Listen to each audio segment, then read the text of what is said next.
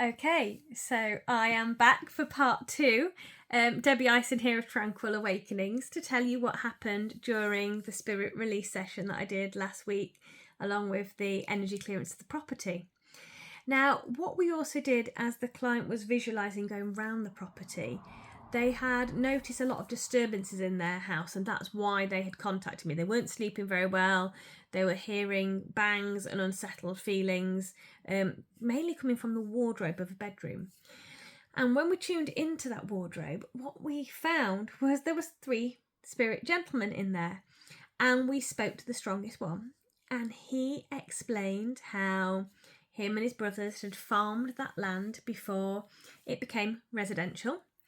And what had happened is one night they'd gone out to the pub, or he'd gone out to the pub, and he'd ended up in a bar fight with a deranged man called Percy, he described him. And he ended up getting hit over the head and had passed away. He gave us the year of that. He gave us the name of the pub, which we've found out was actually a pub in the area, and also gave the names of his brothers, his date of birth. So we are going to, when we get a chance, have a look to see if we can find any records about him.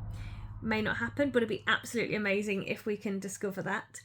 But what had also happened is when his brothers had passed, because they'd always spent their time together, they'd come to find him, and they'd ended up staying on that land together. And originally the bedroom had been bigger, but at some point it'd been partitioned off to create the wardrobe, and that's how they'd all ended up there.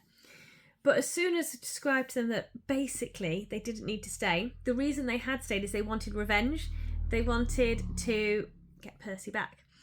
But I asked how old Percy was at the time, and he explained that he was in his 40s. And it was 1960 that this alleged fight had happened.